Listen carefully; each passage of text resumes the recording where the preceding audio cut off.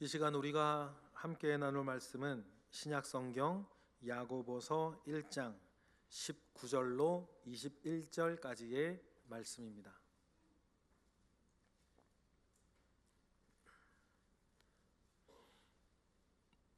야고보서 1장 19절로 21절까지의 말씀, 우리 다 같이 한 목소리로 합독하겠습니다. 내 사랑하는 형제들아, 너희가 알지니 사람마다 듣기는 속히 하고 말하기는 더디하며 성내기도 더디하라. 사람이 성내는 것이 하나님의 의를 이루지 못함이라. 그러므로 모든 더러운 것과 넘치는 악을 내버리고 너희 영혼을 능히 구원할 바 마음에 심겨진 말씀을 온유함으로 받으라. 아멘.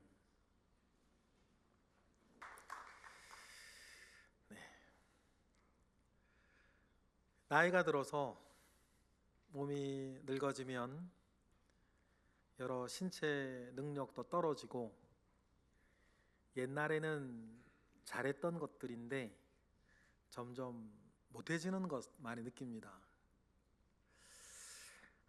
그런데 나이가 들수록 잘하게 되는 것이 몇 가지가 있는 것 같은데, 그 대표적인 것 하나가 참는 것이 아닌가 생각을 해요.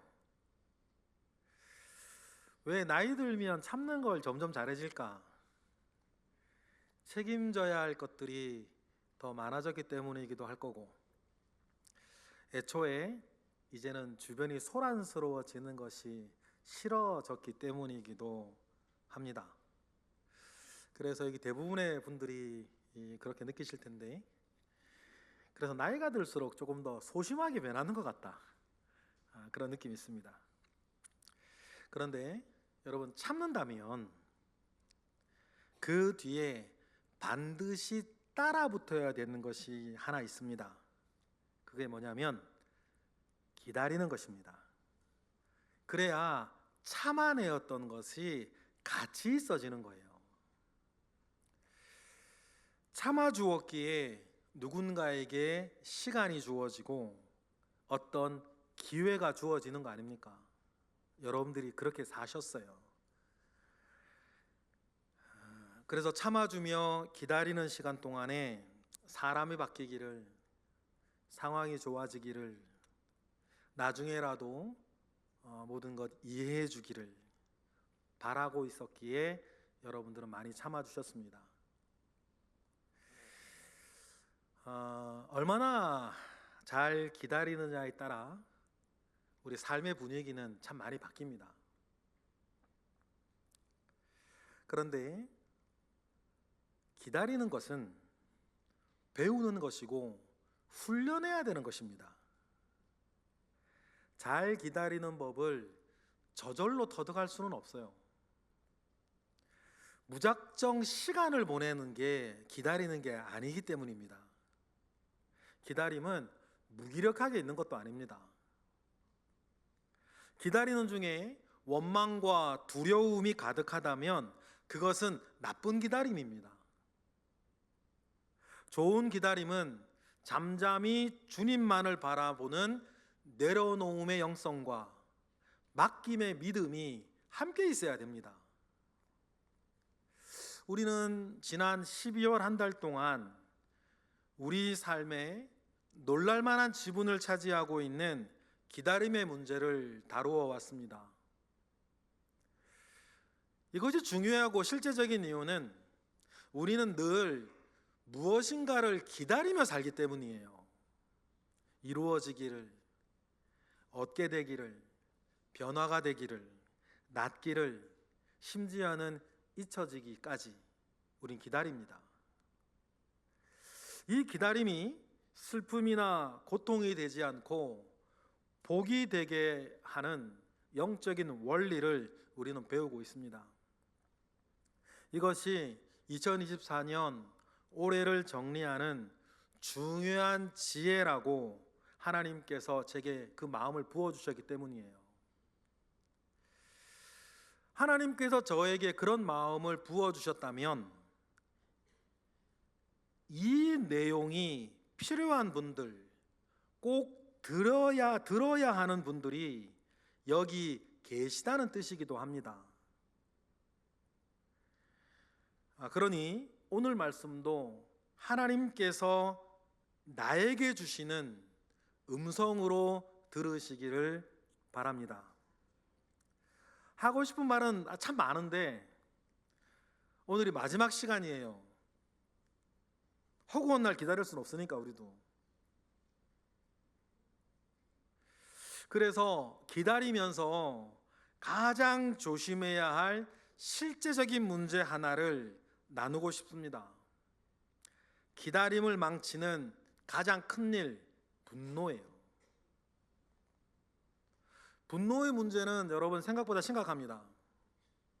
그동안 잘 기다려왔던 인고의 시간들을 순식간에 물거품이 되게 하는 그 찰나의 실수가 분노이기 때문이에요.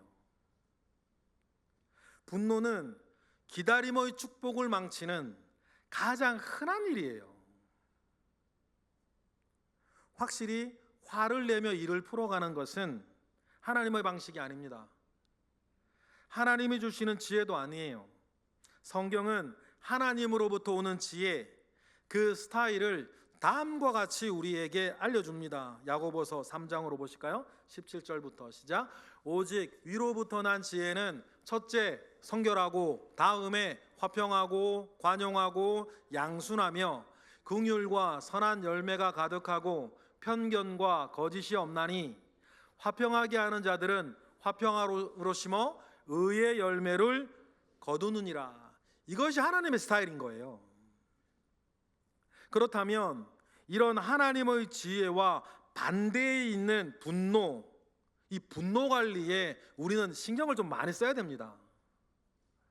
많은 비극들이 이 분노를 잘 다스리지 못해서 생기지 않습니까?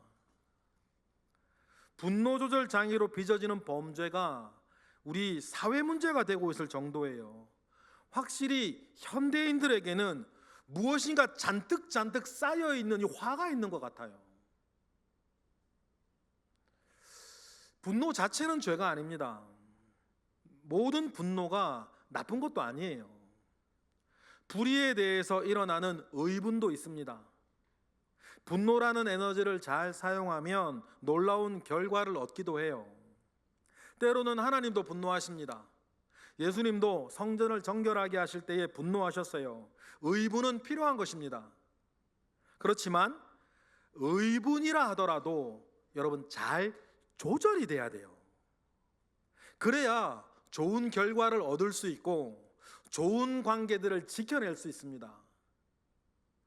조절이 되지 못한 분노는 그것이 의분이라도 많은 것을 망가뜨려요. 오늘 본문의 분노는 의분이 아닙니다. 잘못된 분노를 성경은 어떻게 표현하냐면 성냄, 다른 말로는 화라고 표현해요. 야고보는 성내는 것을 더디 천천히 하라고 합니다. 이유도 이어서 알려줘요. 오늘 보면 19절부터 보실까요? 시작. 내 사랑하는 형제들아, 너희가 알지니 사람마다 듣기는 속히 하고 말하기는 더디하며 성내기도 더디하라. 사람이 성내는 것이 하나님의 의를 이루지 못함이라. 여러분 믿으셔야 돼요. 이어지는 다음 절을 보면 성내지 말라고 권면하는 이유도 나와요. 우리 21절 보실까요? 시작.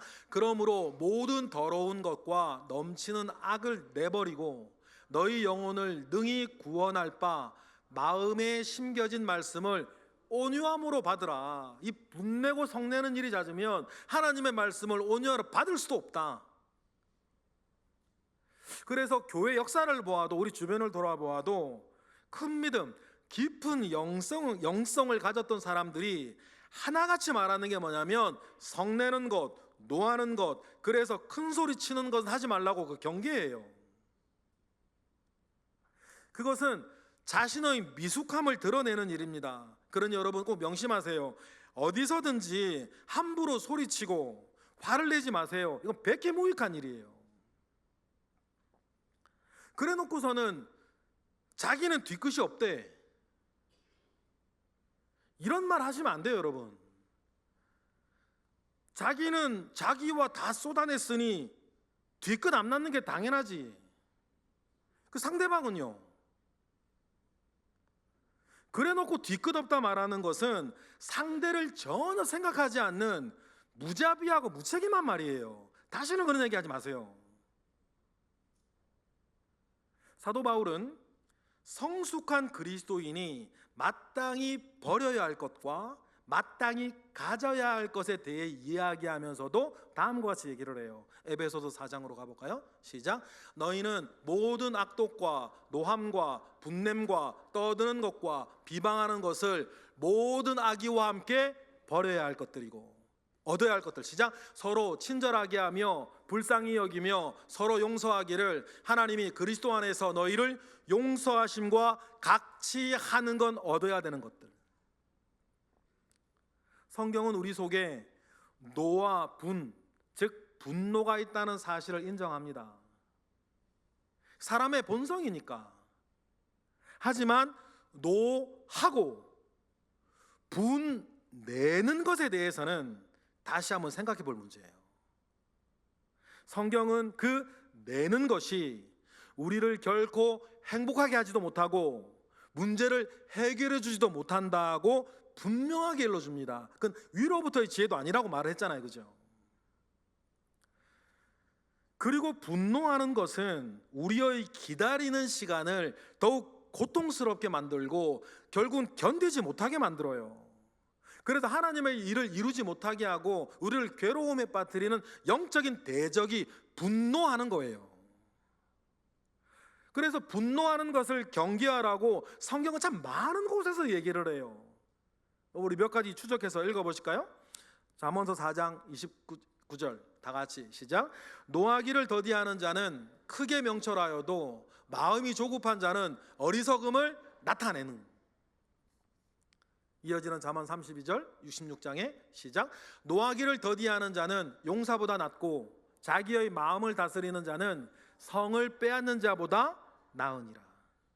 노하기를 더디하라는 것은 우리가 다른 사람을 용서하고 관용을 베푸시던 주님의 지혜를 담는 것입니다. 이것이 그 사람의 영광이 되기 때문이에요.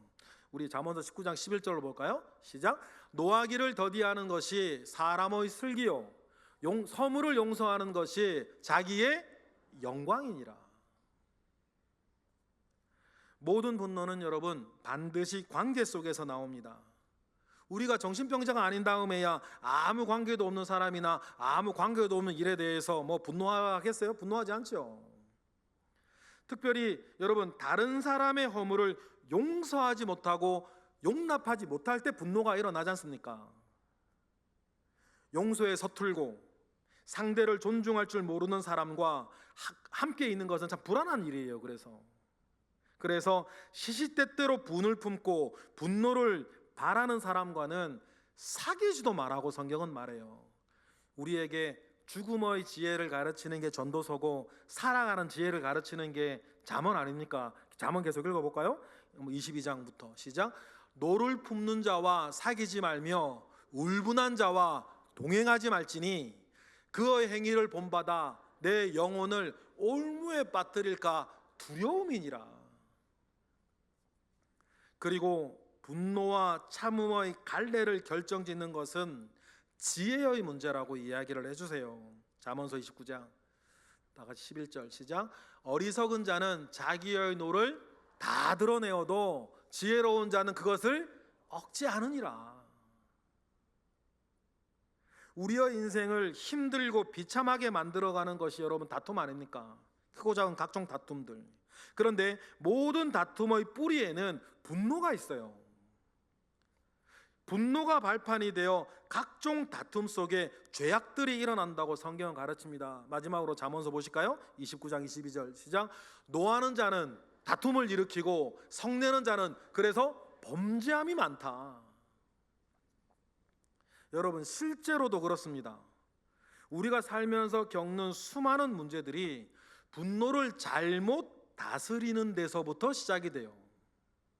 성내고 분내고 노를 바라고 화를 내는 중에 문제들이 일어나고 상황은 더욱더 악화되어져 갔던 것 아닙니까?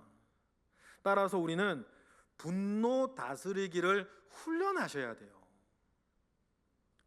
분노를 잘 다스리는 방법을 배우는 것이 여러분 지혜라고 잠언서는 우리에게 말을 해요. 잘 살아가는 도를 가르치는 잠언에서. 여기서 중요한 것은 참고 기다리는 중에 분노를 잘 다스리는 훈련을 받아야 된다, 잘해야 된다는 것입니다.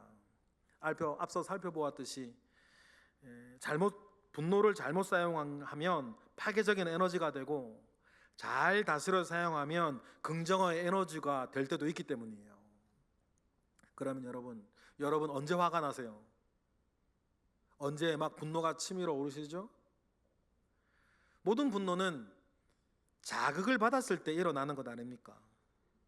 자극은 누구나 어떤 경로로든지 받지만 모종의 자극을 받을 때에 폭발하지 않고 조율할 수 있는 사전 준비. 오늘 말씀 준비하면 제가 이 말 만들어 봤는데 감정 체력을 좀 키워 놓으셔야 돼요.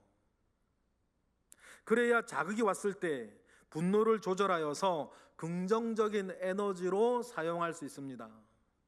외부 자극에 대한 감정 체력을 높이려면 몇 가지 준비를 지금부터 여러분 해두시면 좋아요.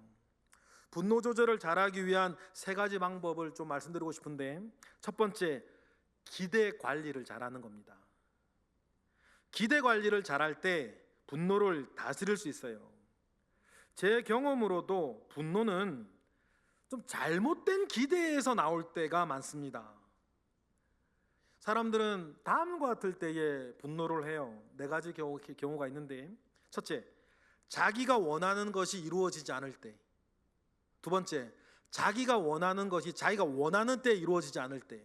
세 번째, 자기가 원하지 않는 일이 일어날 때. 네 번째, 사람들이 자기 원하는 대로 움직여주지 않을 때. 그때 화가 나는 거 아닙니까? 그런데 여러분, 제가 말씀드린 이 4가지를 가만히 생각해 보세요. 이 모두는 사실 우리가 할 수 있는 게 아니에요. 내가 원하는 것, 내가 원하는 때에 일어나게 하고, 내가 원하지 않는 일은 안 일어나게 하고, 내 주변의 모든 사람들이 내 뜻대로 내 마음대로 움직이게 하는 것도 가능한 일이에요? 여러분, 이건 우리가 할 수 있는 일이 아니에요. 하나님만이 하실 수 있는 일입니다. 하나님만이 하실 수 있는 일을 우리가 하려고 들면 무리수를 주게 돼요. 자꾸 우리가 할 수 있는 일은 씨앗을 심고 물을 주고 잡초를 뽑고 환경을 조성하는 것뿐이에요. 그런데 진짜 중요한 자라게 하는 일은 누가 하신다? 하나님이 하신다. 그러니 모든 것을 하나님께 맡기고 그 사람이나 그 일에 대해서 높은 기대를 내려놓으세요. 그저 우리는 나에게 맡겨진 지금의 일에 순종하며 살아갈 뿐입니다. 과도한 기대를 가지면 무리하게 됩니다.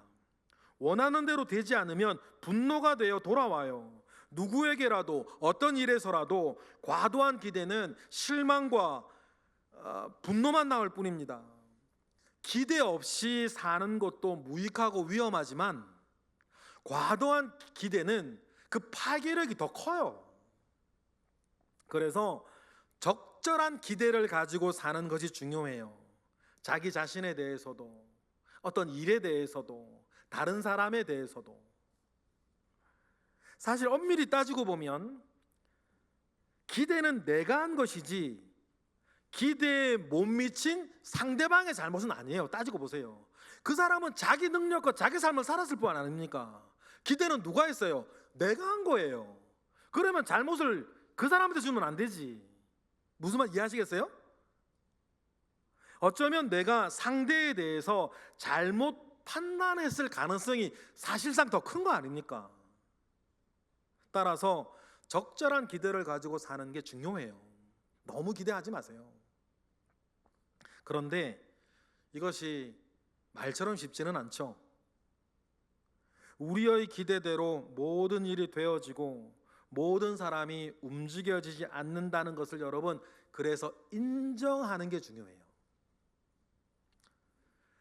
죄송합니다. 앞으로도 그럴 거예요. 여러분들이 원했던 일이 기대만큼 되지 않을 겁니다. 여러분 옆에 있는 그 누구라도 여러분 기대만큼 살아주지 못할 거예요. 지금까지 그래 왔고 사실상 죄송하지만 앞으로도 그렇다. 그래서 기대 관리를 잘해서 그 안에서 분노 관리를 잘할 준비를 미리 해두시는 거예요. 이를 위해서 목표 관리도 잘해야겠죠. 열심히 살되 결과는 하나님께 내려놓고 여러분 사십시다. 우리에게 풍성한 생명을 누리게 하시는 주님을 믿고 내려놓은 자로 열심히 살아가는 거예요. 무거운 짐진 자들아 다 내게로 오라. 내가 너희를 쉬게 하리라 말씀하셨던 주님 앞에 여러분 나아가십시다. 모든 짐 내가 다 짊어지고 살면 언젠가는 지치고 분노에 사로잡힐 뿐이에요. 분노 조절을 위한 두 번째 팁은 성령을 통한 변화와 성숙을 도모하는 겁니다. 내가 나이가 많아도 미성숙한 사람은 쉽게 화를 내요. 그렇지만 성숙한 사람은 화를 다스려 나갑니다. 성숙한 사랑도 이렇게 얘기를 하죠. 오래 참는 것이고 온유하고 모든 것을 견디는 것이 사랑장에 나오는 성숙한 사랑들의 모습이에요. 성숙의 중요한 척도인 성령의 열매에도 들어있는 주요한 덕목이 절제 아닙니까? 절제가 뭐예요? 내 마음 지키는 게 절제예요. 하나님 외에는 어떤 것에도 사로잡히지 않도록 자기를 다스려 나아가는 것이 성경이 말하는 절제거든요. 노를 바라는 사람은 화에 사로잡혀 있고 분노 때문에 자기를 다스리지를 못해요. 그리고는 나중에 후회하지 않습니까? 하지만 성령 충만하면 마음에 평화가 임하고 분노를 잘 달랠 수 있어요. 여러분, 화는 어린아이처럼 달래는 것이에요. 탄닉한 스님이 예전에 썼던 앵거, 분이라는 책을 예전에 읽은 적이 있는데 그 책 재밌게 읽었어요. 그런데 지금도 기억나는 것 중에 하나가 뭐냐면 절대로 스트레스 해소한다고 어디 축제 같은 데 가면 몽둥이 하나 주고 항아리 깨게 하고 막 차 때려 부시게 하고 막 이러는 걸로 화 풀고 스트레스 해소하는 그런 거 있잖아요. 옛날에도 있었죠. 그런 것 절대 하지 말라는 거예요. 항아리 깨던 방망이 와이프에게 간다 이런 얘기예요. 그건 스트레스를요 그런 식으로 해결을 하면, 그런 식으로 스트레스를 해소하려고 들면 그는 화는 달래는 건데 자 폭발시켜서 스트레스 해소시키는 거예요. 굉장히 나쁜 습관들이 있는 거거든요. 여러분 다시 한번, 화는 어린아이처럼 달래는 거예요. 우는 아이 달래듯이 여러분 우리의 마음도 잘 달래가시는 거예요. 어른이 아이를 달랠 수 있듯이 성숙한 사람만이 자기 마음속 화도 잘 달래갈 수 있는 겁니다. 그러니 여러분, 성령을 통해서 우리의 변화와 성숙을 늘 우리의 예배 생활과 신앙 생활과 교회 생활을 통해서 잘 해나가셔야 돼요. 세 번째는 기도를 통해서 분노를 다스릴 수 있습니다. 분노를 다스리는 가장 효과적이고 실용적인 무기는 기도하는 거예요. 마음속에 화를 품고 그저 자기 성품으로 억누르거나 삭히려 들면 여러분 정신건강에만 해로워요. 나중에 화병 납니다. 그거 하지만 그 분노를요, 하나님 앞에 가지고 가셔야 돼요. 그리고 하나님 앞에 기도하면서 화를 하나하나 풀어놓아 보세요. 그러면 놀라운 변화가 있습니다. 성령께서 하나하나 만져주세요. 기도하면 분노의 기질을 쉽게 바꿀 수 있습니다. 기도의 작은 기능 중에 하나가 감정 조절의 은혜가 있어요. 게다가 기도하면 하나님께서 분노도 거룩한 사랑의 에너지로 승화시켜 주세요. 그 은혜를 주십니다. 기도하면 자신을 다스릴 성령의 능력을 얻게 돼요. 나와 상대, 그리고 그 일을 하늘의 관점에서 바라보게 합니다. 영안이 열리는 거예요. 그래서 여러분 꼭 다짐하세요. 화가 날수록 모든 것을 멈추고 하나님께 가세요. 그리고 기도하시는 거예요. 우리가 분이 일어날 때에도 기도하며 화를 다스린다면 마음이 고요해지면서 생각 외로 쉽게 분노가 사라져요. 그러면서 좋은 기다림의 시간이 여러분에게 찾아옵니다. 우리 마음은 호수와 같아요. 요동치는 호수는 기다려야 잔잔해지는 것 아닙니까? 호수가 요동칠 때에는 하늘이 보이지 않습니다. 반면에 호수가 고요해지고 잔잔해지면 하늘이 호수에 비치고 호수를 통해 하늘을 봅니다. 기도는 우리 마음의 호수를 잔잔하게 하는 아주 실용적인 통로가 돼요. 그러니까 여러분, 마음이 잔잔해질 때까지 기도하시는 거예요. 분노가 치밀어 오를 때는. 예수님의 삶을 보십시다. 예수님에게는 담대하고 능력이 있으나 언제나 흘러나오는 속 깊은 고요함을 느낄 수도 있습니다. 의분을 품고 성전을 청결하게 하실 때에도 흥분하지 않으셨어요.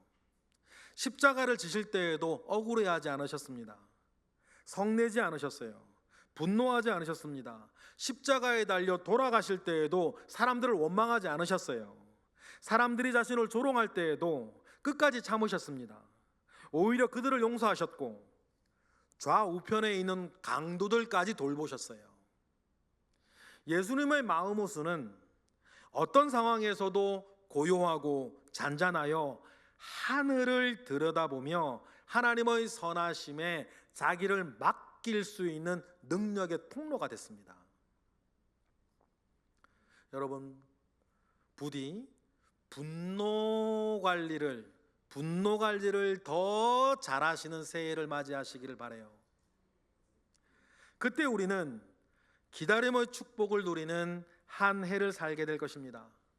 아름다운 관계 속에서 행복한 삶을 살게 될 거예요. 다른 사람들이 여러분을 보고 불안해하거나 부담스럽게 여기지 않게 될 것입니다. 분노 관리만 잘해도 사람을 얻을 수가 있어요. 사람을 얻으면 일이 잘 되는 거 아닙니까? 예로부터 그래서 인사는 만사라 그랬는데, 여러분, 모든 좋은 일도 사람 속에서 나오고 다른 나쁜 일도 사람 속에서 나오지 않습니까? 그러니 주님 앞에 나의 속사람의 몹쓸 분노를 잘 관리해 나아갈 수 있는 은혜를 여러분 이 시간 받기를 바라요. 이때 서두르지 말고 한 발 천천히 움직이는 지혜도 있으면 좋습니다. 세상은 늘 우리를 서두르게 해요. 경쟁적으로 살라 합니다. 미쳐야 산다 그래요. 속도에 맞지 않으면 퇴물 취급하고 무능하다고 매도합니다. 서두르는 곳에는 사람에 대한 배려를 찾을 수가 없어요. 그러나 하나님은 결코 서두르지 않으세요. 그는 천천히 일하십니다.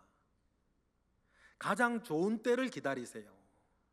그것이 사람에 대한 하나님의 배려 아닙니까?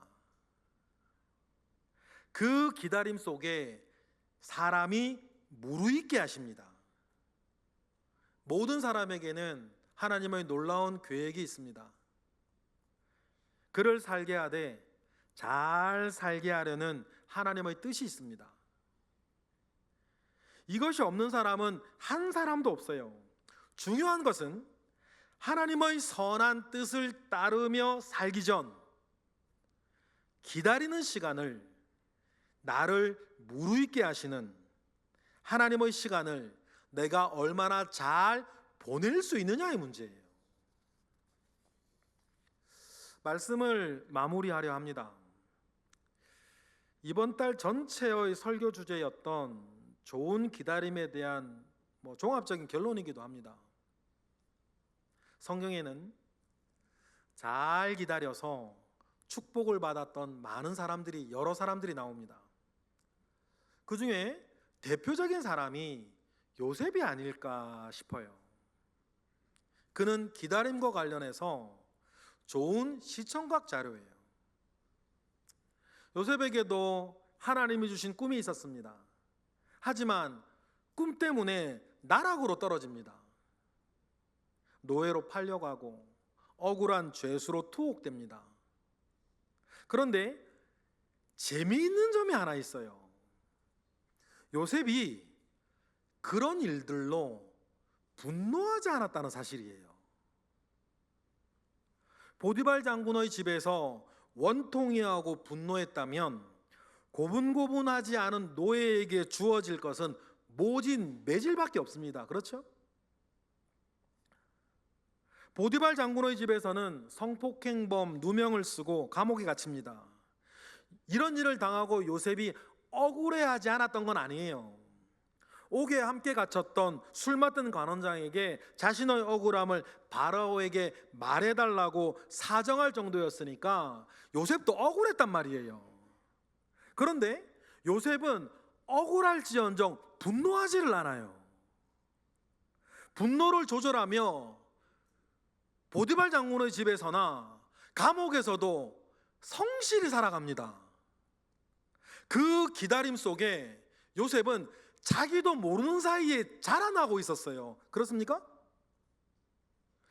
요셉이 기다림을 축복으로 바꿀 수 있었던 것은 하나님을 신뢰하여서 자기의 분노를 조절할 수 있었기 때문이에요.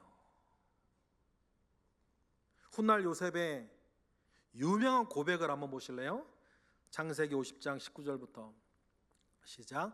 요셉이 그들에게 이르되 두려워하지 마소서, 내가 하나님을 대신하리이까. 당신들은 나를 해하려 하였으나 하나님은 그것을 선으로 바꾸사 오늘과 같이 많은 사람의 생명을 구원하게 하시려 하셨나니 당신들은 두려워하지 마소서, 내가 당신들과 당신들의 자녀를 기르리이다 하고 그들을 간곡한 말로 위로하였더라. 여러분, 요셉의 그 내공이 느껴지세요? 여러분, 이런 말은 아무나 할 수 있는 건 아니에요.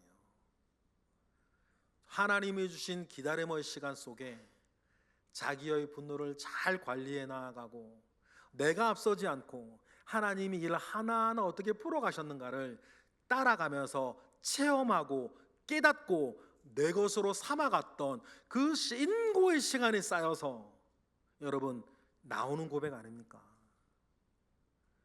여러분, 저도 여러분도 이런 고백할 수 있는 사람 되기를 주님의 이름으로 축복합니다. 하나님의 약속은 사람의 기다림 속에 들어 있습니다. 이를 가장 잘 이해했던 사람이 요셉이었어요. 이 시간 우리 모두도 이 능력을 누리시기를 바라요. 마귀는 언제나 쉽게 꿈을 성취하라고 유혹합니다. 돌을 떡으로 만들고 성전에서 뛰어내리고 자기에게 절을 하라고 합니다. 그러면 쉽고 빨리 꿈을 이룰 것이라고 말을 해요. 그런데 여러분, 이것은 정말 위험한 유혹 아닙니까? 때가 이른 성공은 여러분 헛일이에요. 미성숙한 사람의 성공은 비극일 뿐입니다. 준비되지 못한 사람에게 주어지는 기회는 비참함의 시작일 뿐이에요. 하나님은 그렇게 일하시지 않습니다. 그래서 우리에겐 기다리게 하시는 거예요. 기다리는 동안 사람을 만들어 가십니다.